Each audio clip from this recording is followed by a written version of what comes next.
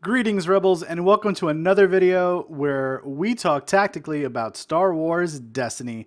I'm your host, Gray, as always, and today I'm going to be bringing you my thoughts on the new Rival set, which was just spoiled this past Monday.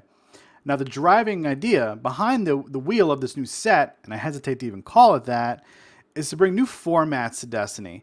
Overall, I think the idea is pretty good, but the question is, will it stand up to the rigorous testing that we, the players, are going to be putting it through?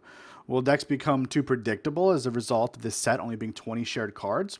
How much is it going to cost? What's the good and the bad overall? We're going to cover all this and more straight ahead.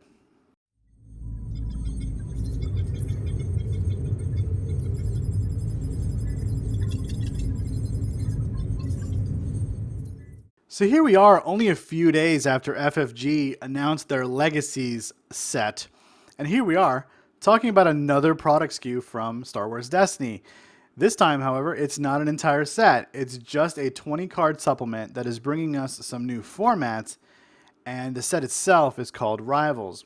And we'll talk about those formats in depth in a little bit. In fact, most of this video will be about the formats and my thoughts and impressions on that. But first, let's discuss some of these cool new cards we saw. I'm only going to go over the characters because those are probably the coolest cards to look over anyway. And just so you know, all of these are neutral, so they can be put into any deck.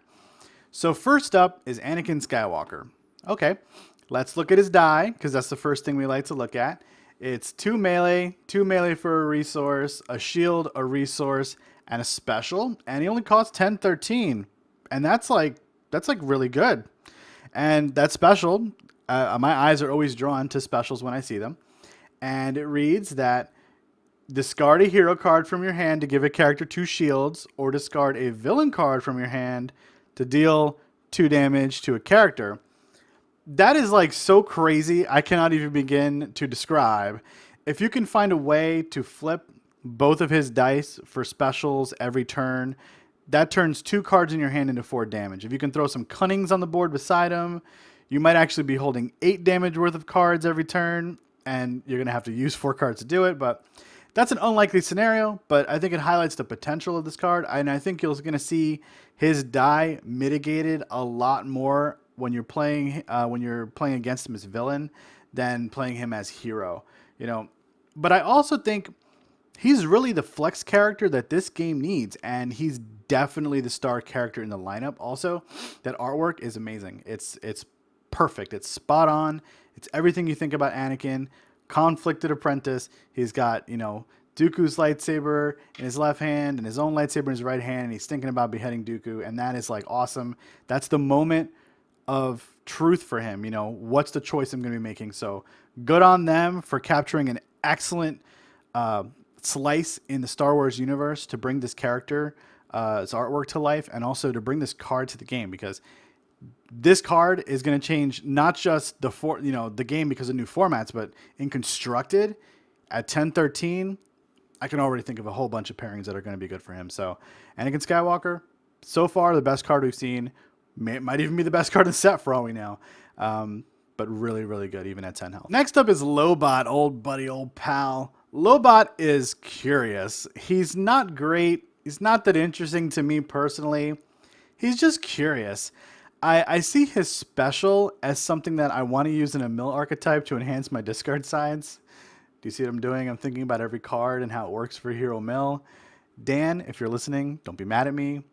But besides that, his die is relatively unimpressive. It's 1 ranged, 1 focus, 1 shield, 1 resource, and a special that allows you to resolve one of your dice, increasing its value by 2, which is okay.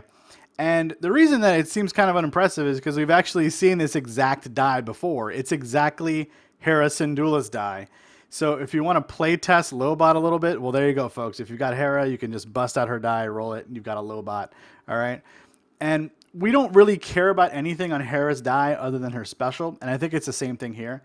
His Guardian ability could be good if you're in a deck that can take control of the battlefield on a regular basis, but 10 points, 9 health, I think I'm still taking Rebel Trooper because he's just safer, and I think that if he had 2 discard sides, he would just be better, and that's just my thoughts personally on him, and I get why he's costed where he is, right?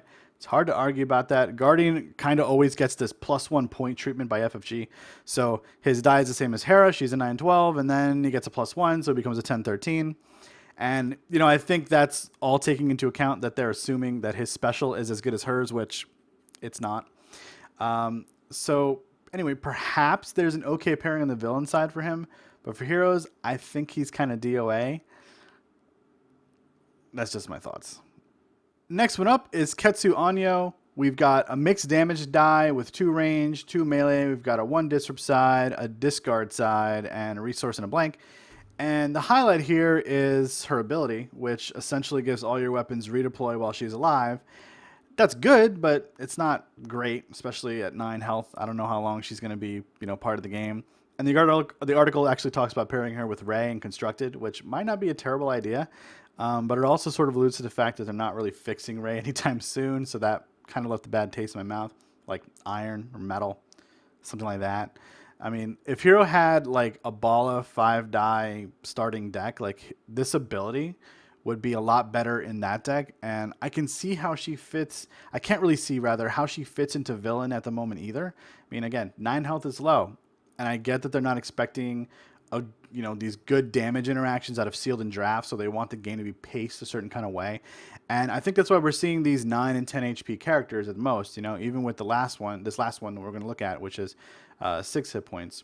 I'm just kind of not impressed by Ketsu Onyo, but again, there's a reason that this character is being printed for sealed and for draft. You can play her in either side of the deck as a neutral, and she's opening up yellow options. And I mean, maybe that's good enough for somebody to find a deck that we can run around her, or even a successful draft deck that might work well with her.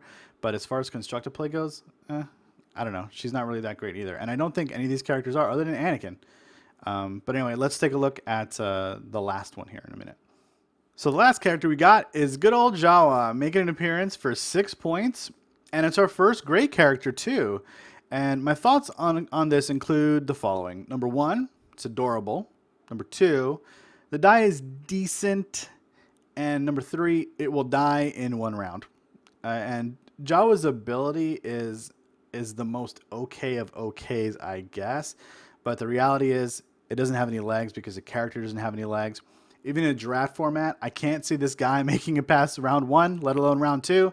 The only thing it's got going for it in that regard, honestly, is that it doesn't pose much of a threat. But Jawa is also at 6 hit points, low-hanging fruit, so some decks might just want to shoot it down first, like Bala decks, for example.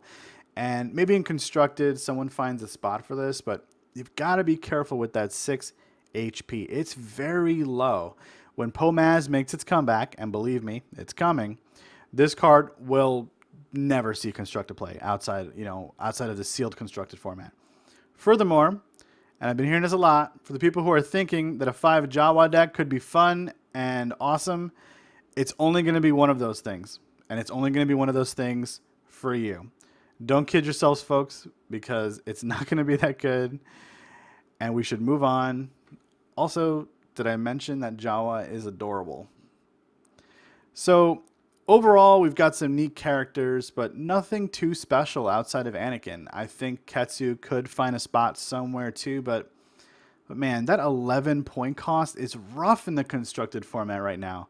Anyway, those are my thoughts on the characters. And the points also suggest that they don't want you to play all 3 of these characters non-elite at the same time either. The 10-10-11 for the non-Jawa doesn't work. So FFG is really banking. They're really hoping that you draft at least 1 character in your 6 packs. Otherwise, you're going to be running a Jawa. Anyway, let's talk about the formats next, which actually excite me a whole lot more than these characters do. All right, folks, FFG has heard the cries of the competitive player.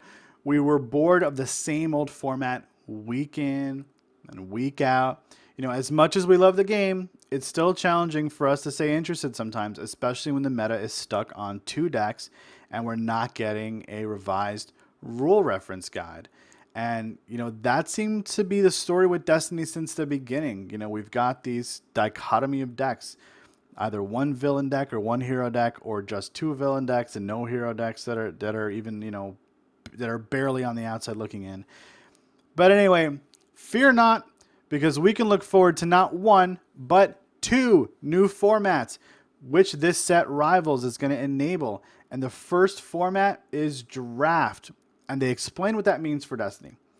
So you and everyone else are going to follow this handy little chart. You're going to have the Rivals set, and then you're going to purchase 6 booster packs of whatever sets your TO decides, and you're going to draft them. And the way they describe it is you're going to open up 3 packs that are yours.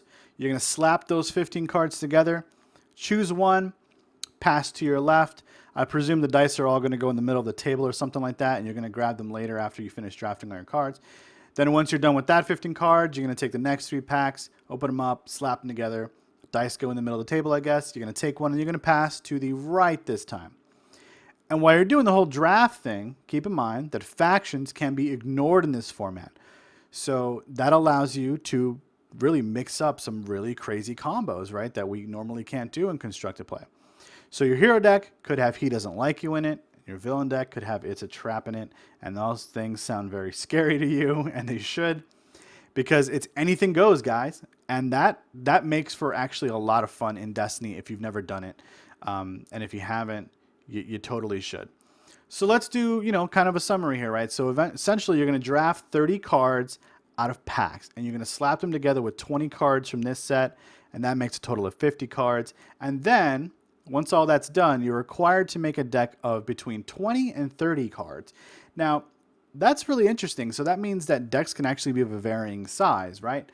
And I guess that makes sense, but I think that the decks that float closer to 30 are still going to have a more of an advantage in terms of, having more cards available to you, being able to statistically predict things a little better based on the standard model that we're kind of used to.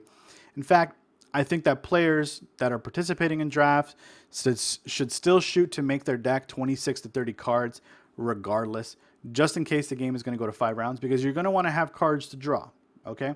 And if you play with less cards, then you run the risk of milling yourself out. And in draft, it could be very possible to do mill. It's not outside the realm of possibility, especially with Lobot there, right? Being able to increase a discard side to a 3 discard. That can be a real problem, because you have to remember too, there's not going to be a whole lot of removal. You're not going to be running 8 removal cards in a deck in draft. You're going to get maybe 1 or maybe 2. You might not run any removal because it may not be worth it. And anyway, I've got a bit more to say about the packs themselves, but I'm going to save it until I finish discussing the sealed format. So let's talk about that next. All right, so the sealed format that they presented is a lot more straightforward, right? And what you're going to do here is you're going to purchase 8 packs, and you're going to have your Rivals pack with you as well, and that's instead of the 6 that you were doing for draft. And again, these packs can be whatever your TO decides on, right? And you're going to crack open these packs, and you're going to look at all 40 cards that you get, and you're going to combine them with the 20 cards from Rivals for a total of 60 cards. So you keep what you open, right? From this, you're going to construct a standard size 30-card deck. At least, I presume as much, since you ought to be able to do that, and they didn't specify that it was less than 30 cards, like in the draft format explanation. And I think overall that the sealed format has a lot of potential to be really good. Just like draft, you're really stuck working with what's in front of you, right? And with limited options, you bring a lot more variety in decks. It's funny how that works, right? If you don't have access to the best of the best, then you got to work with what you got. And there's a lot of skill involved in both of these formats. And that is one of the things that I do not want people to play off. Like, oh, these are just, alternate ways of playing Destiny. Yes, they are alternate ways of playing Destiny. Yes, they're going to cost you a little bit more money. But the reality is, they take a really good player who knows the meta, who understands how card interactions work together. Obviously, more experienced players are going to do better. But it's also going to let new people just come in and buy just 8 packs and say, hey, we're going to play a game today, and teach them the basic rules, right? And I think that can be pretty good.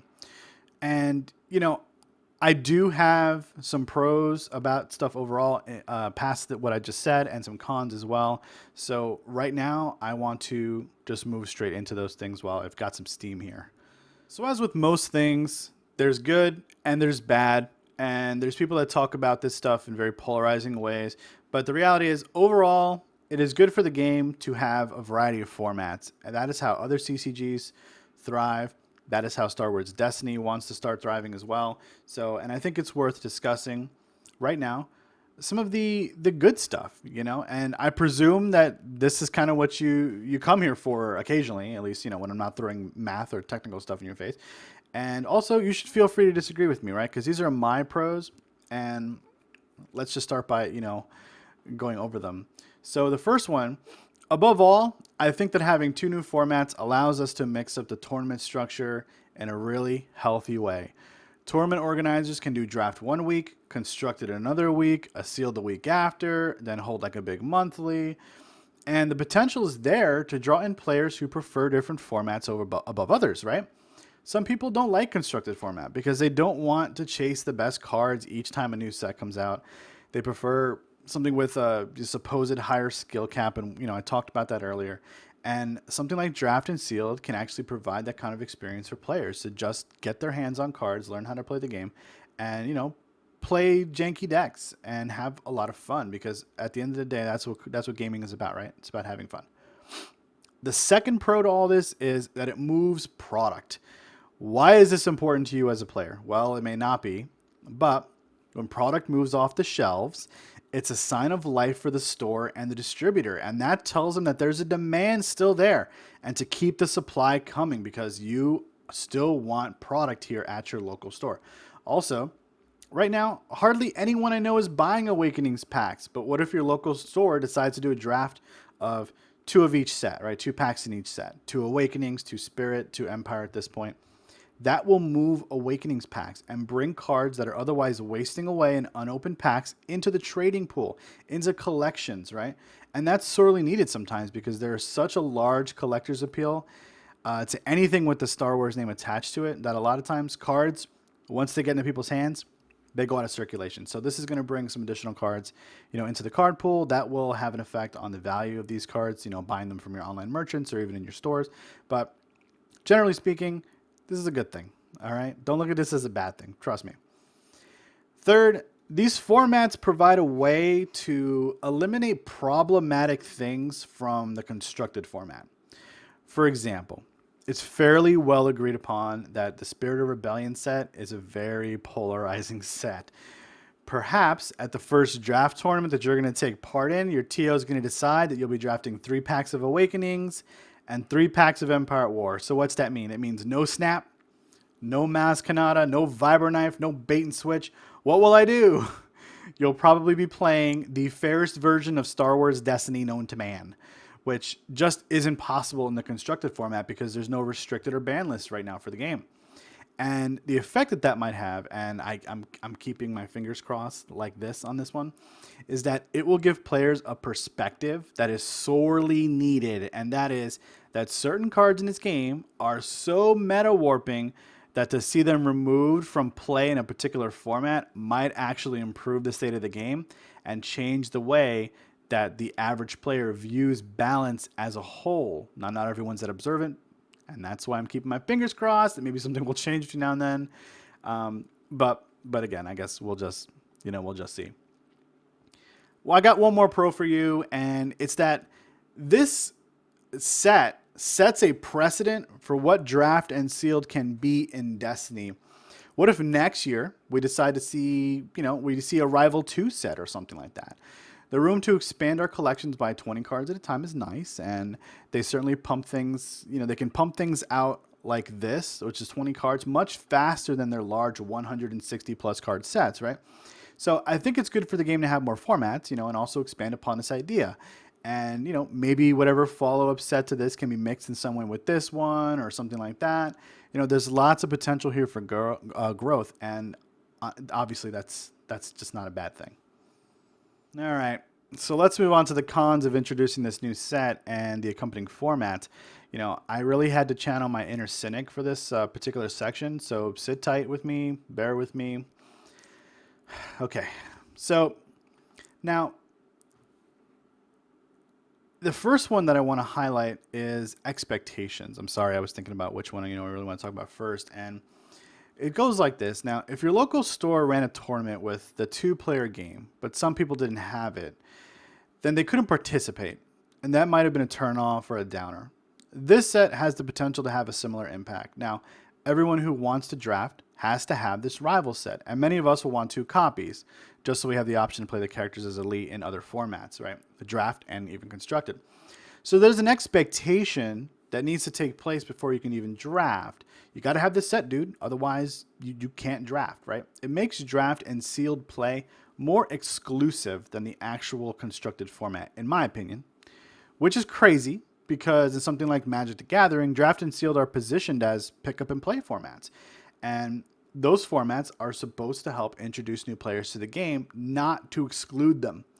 And that is not exactly the case here in Star Wars Destiny. Now, if you're a nice guy and you have a friend who wants to draft and you have 2 copies of it because, you know, you're that kind of player, then maybe you can lend them stuff and say, okay, I'll just run my characters elite, whatever. But generally speaking, making these formats exclusive could be a problem, especially if product availability doesn't hold up over time. And I know that's not an issue that we're currently talking about with Star Wars Destiny, but it's happened in the past. And all we can hope is that history does not repeat itself. And then there's price, right? Which is almost implied by sort of what I just said, right? There's literally a buy-in for the buy-in, right? And the first buy-in is $15 according to FFG's site. So for the players who are going to want elite versions of the characters, duplicates of the events, the dice cards, that means we're going to be putting out $30. That's as much as 1 copy of the 2-player game, which had 48 cards. But this is even less cards, you know?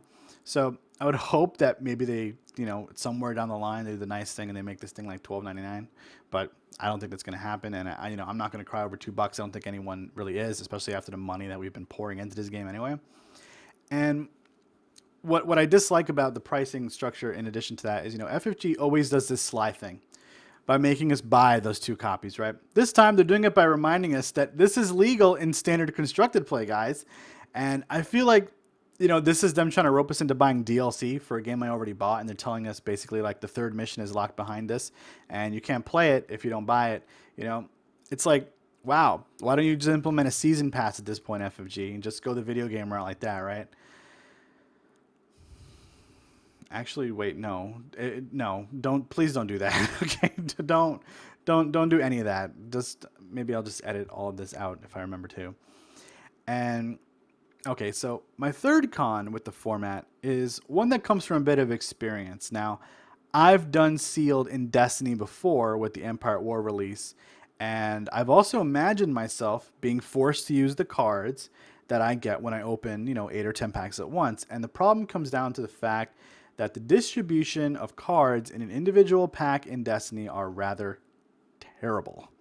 In fact, the last pack that I opened when I was writing the script was exactly 5 cards. All red cards, okay? All red cards. And I think that this hurts the sealed format more than anything. Draft can make up for most of its shortcomings in pack distribution because, you know, theoretically you're going to see a wider variety of cards and you're going to get to pick the 15 or 30 that you want, you know, per round, 15 per round, 30 overall. And you're going to pass on all the rest, you know? You don't become stuck with what you opened and you're forced to work with it.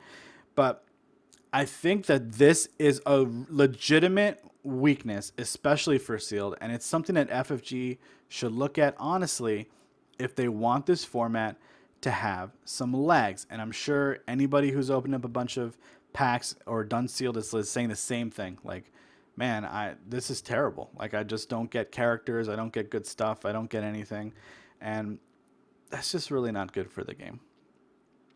The last con that I have here is less about the set and more about the way that FFG has been handling things in the past couple weeks. Look, the game needs new formats like yesterday, okay? So I'm glad that that's coming. However, my wallet hasn't recovered from the last batch of stuff that you didn't even announce on your website. That's Empire at War. You didn't even tell anyone that that was actually releasing. You know, we got the 2-player game on Force Friday, and then we got Empire at War, and then a week later you're trying to sell me Legacies, and now you want me to pre-order this thing as well, right? And I'm going to want 2 copies because I'm a competitive player. You know, I already talked about money, so I'm not going to go down that road again. But instead, I think that things need to be spaced out a bit. You know, give me this thing maybe next month so I can enjoy the format, or not, you know, for a while until Legacy comes out. You know, as it is, it's going to make me buy packs of stuff that I don't normally buy simply because I'm going to play the format, you know? And I just think that we're becoming inundated with too much too fast And that can lead to burnout on the part of the players. And you don't want your players to burn out.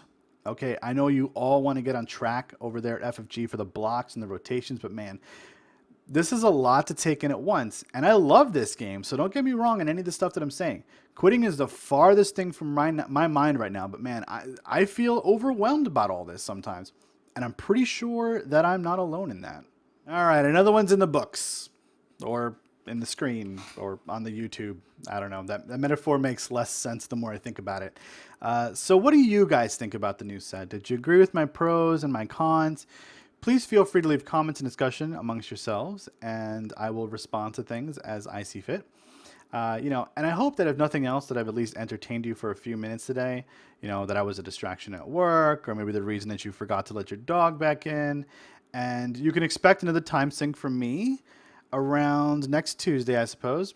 No, I don't know what the topic is yet, so just bear with me while I put that together. Oh, and if you didn't already see it, you should check out the video before this one on the Mulligan analysis, because that one is aimed actually at advanced players, but I think it also provides a lot of stuff that players could turn into common knowledge, and we'd be all better for it as players as well.